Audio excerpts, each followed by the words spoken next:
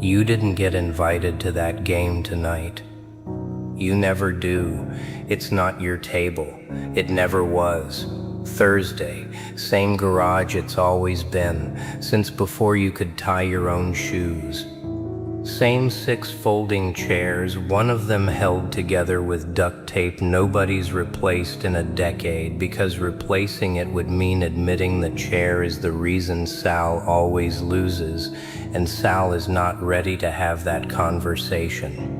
Same coffee can full of poker chips that stopped matching any actual denomination years ago. Same 4 men who have been dealing each other the same cards, telling each other the same lies, for longer than some marriages last. Earlier today, your phone buzzed with something small and strange. A text from your dad, 2 lines, thinking about you, no reason. You probably read it twice, wondering where that came from, half smiled, and went back to whatever you were doing. You didn't think about it again. Why would you? Parents send things like that sometimes. You had no way of knowing it wasn't nothing. You had no way of knowing it was the first draft of something he wouldn't finish saying until hours later, to 3 other men, in a garage that smells like motor oil and burnt coffee. You're probably doing something small right now. Dishes, scrolling, staring at a wall for longer than you'd admit out loud. You have no idea this is happening. That's the whole point. Some rooms don't wait for you to be watching before they talk about you. Let me take you there. The game started in 1994 in this same garage, back when Sal still had the construction job and Tommy still had his first wife and your dad still had a full head of hair he won't stop bringing up. 4 guys who worked the same shifts, drank the same cheap beer, and needed 1 night a week that belonged to nobody but them. 31 years later, the jobs are gone. 1 wife is gone, most of the hair is gone, and the night is the only thing that survived every version of all their lives.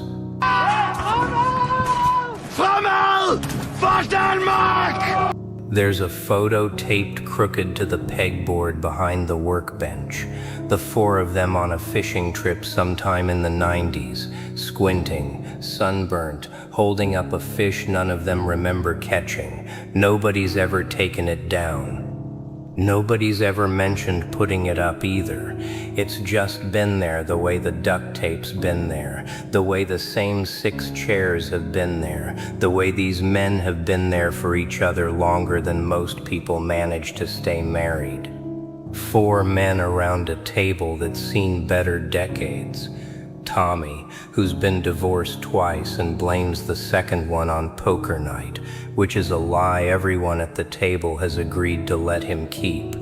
Frank, quiet lately, quieter than usual, and nobody's asked why, because in this particular friendship, not asking is its own kind of asking.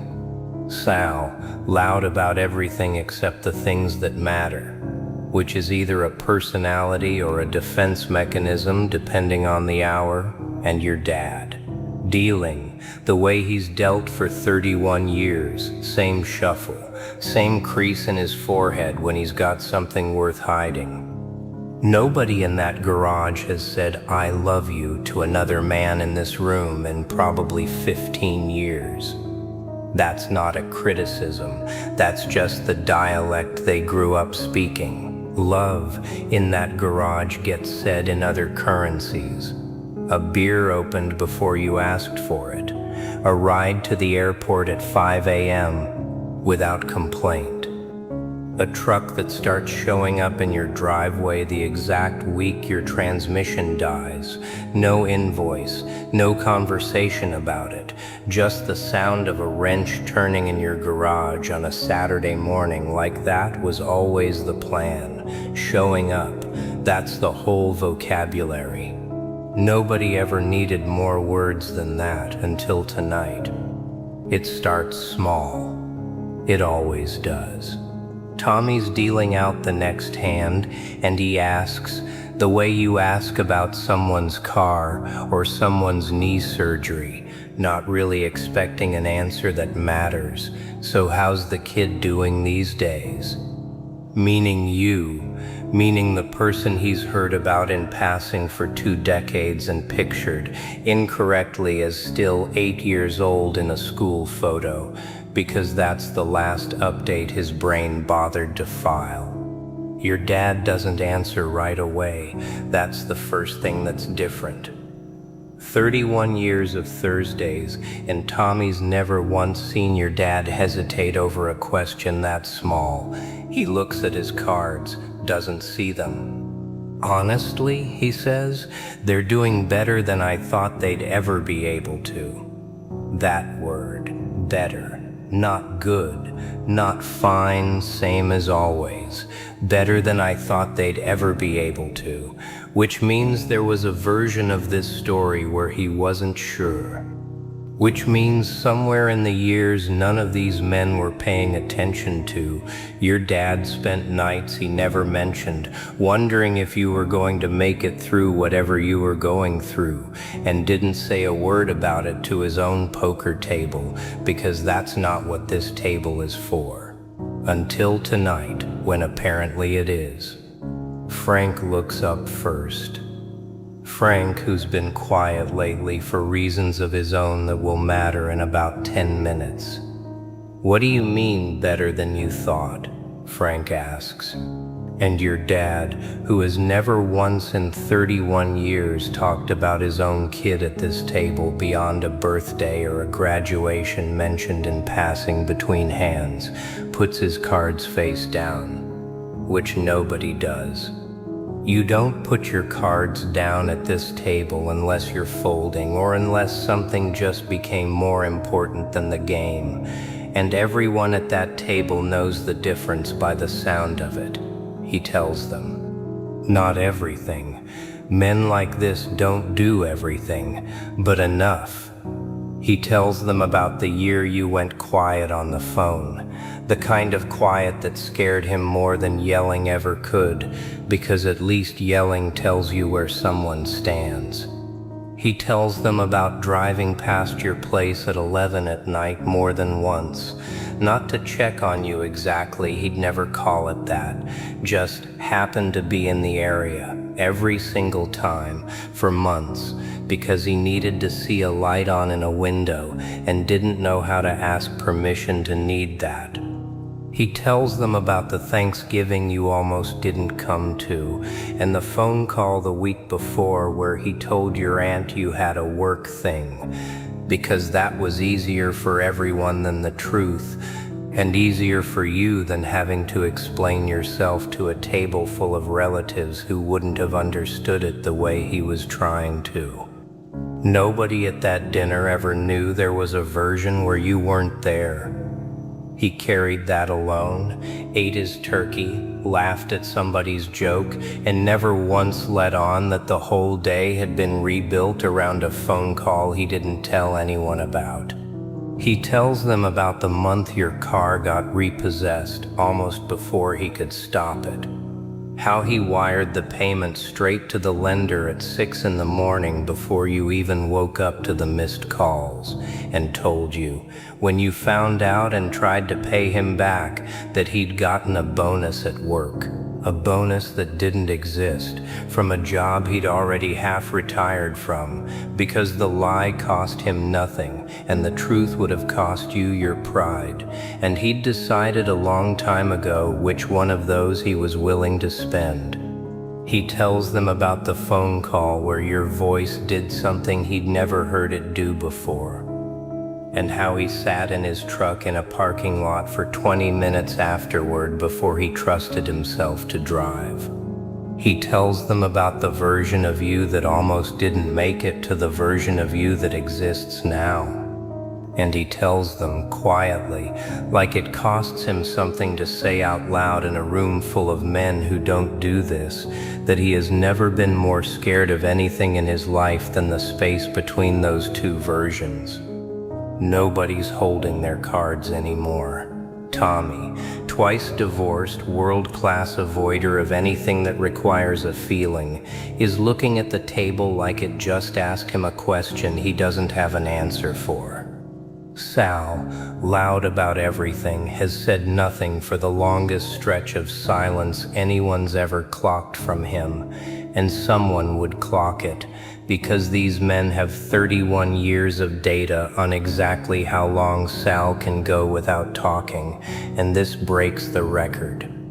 And Frank sets his own cards down too, which matters more than anyone at that table realizes yet, because Frank's kid hasn't returned a phone call in 14 months, and Frank has been carrying that number quietly.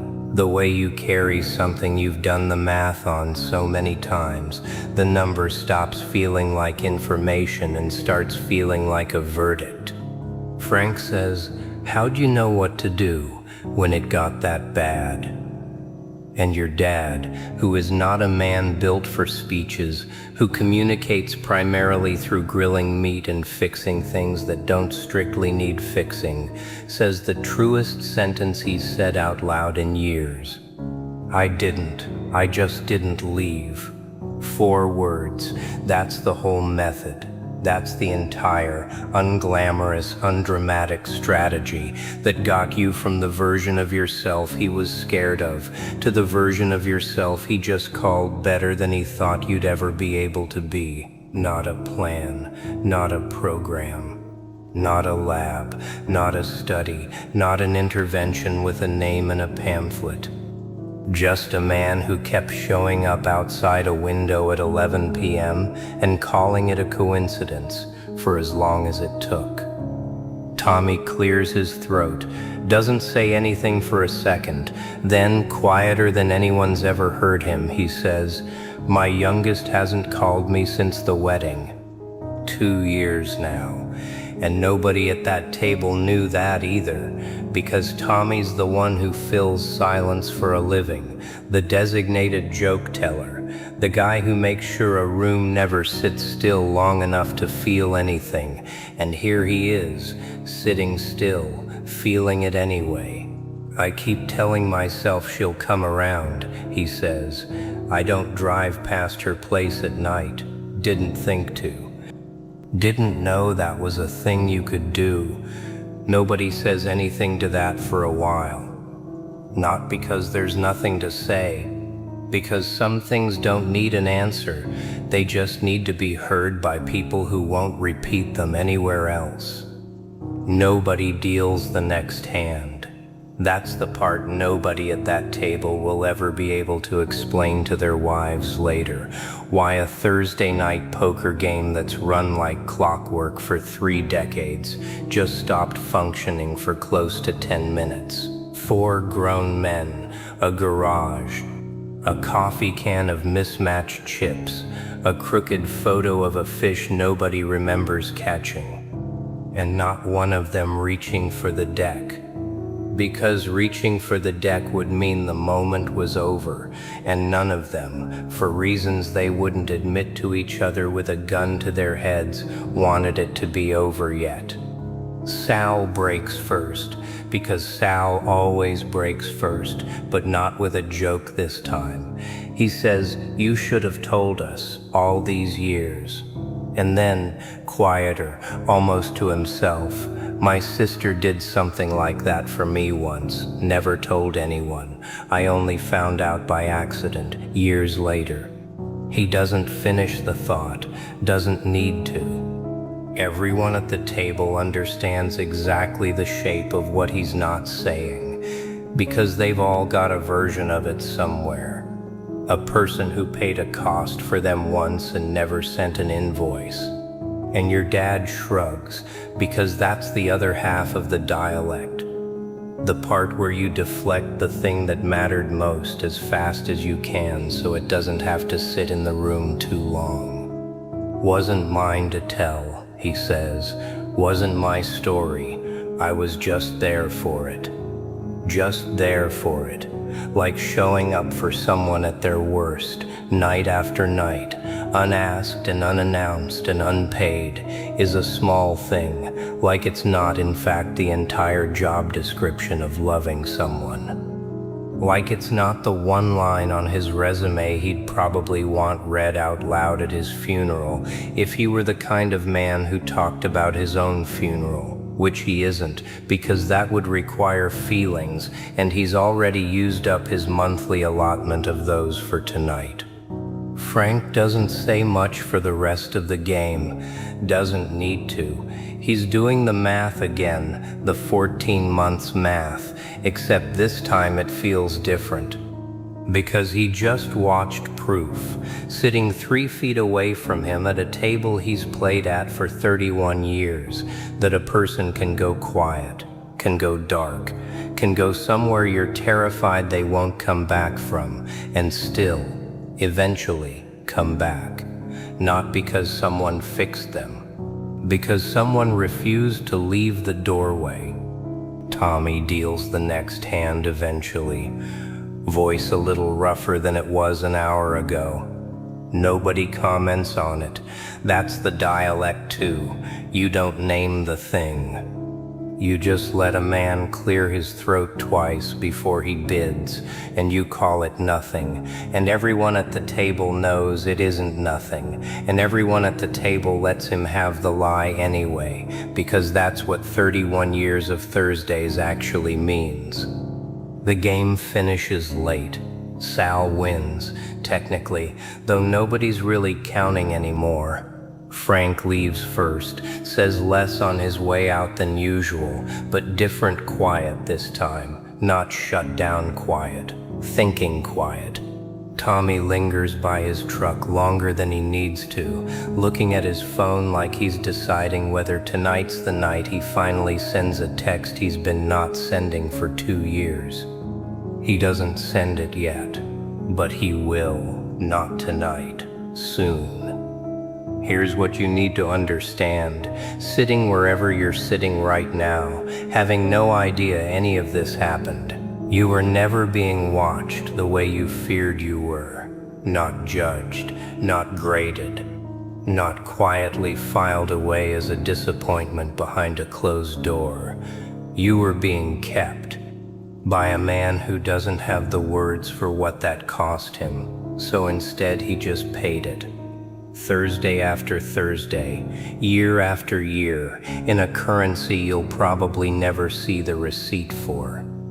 A truck idling outside your building, a cover story at a holiday dinner, a text sent at 2 in the afternoon for no reason he could name out loud, except that you'd crossed his mind and he didn't know what else to do with that except let you know, in the smallest possible way, without asking anything of you in return. The silence at that table wasn't pity.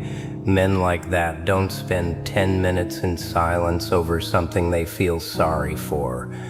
Pity gets a shrug and a change of subject in about 8 seconds flat. What shut that table down was something closer to reverence, the kind hard men only show when they're standing near something they know, immediately and without needing it explained, that they could not have survived themselves. Tommy knows it. That's why he's still standing by his truck.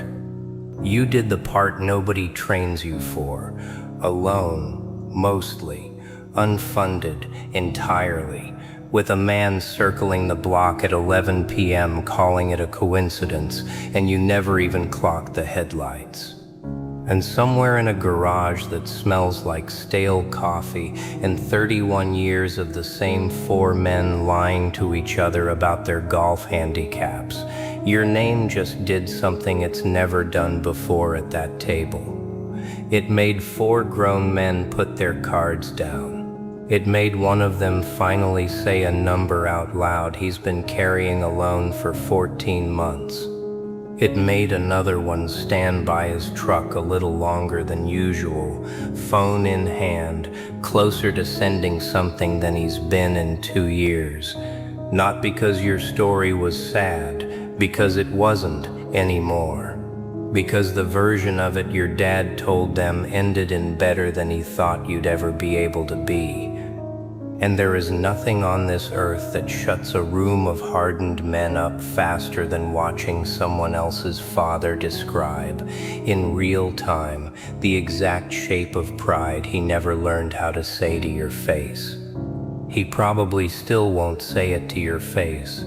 That's not a flaw, that's just the dialect. But he said it in the one room he trusts completely, to the only men who've earned the right to hear it, and every single one of them heard it the way it was meant. Think about how many rooms like that one exist. How many garages, how many kitchen tables, how many front seats of trucks parked outside gas stations, where someone who loves you is quietly rewriting the worst chapter of your life into the reason they're proud of you, in a language you'll probably never hear directly, to people you may never even meet. You'll never get the transcript. You're not supposed to. That's not how this particular currency works. It gets spent in rooms you're not in, on behalf of a version of you that struggled in private, paid out to men who understand exactly what it costs to keep showing up for someone without ever needing credit for it. Somewhere tonight, your phone might buzz one more time, might not say much, might just be 2 lines again, something small, something that looks like nothing. It won't be nothing. You didn't get invited to that game tonight. You were the only thing anyone talked about.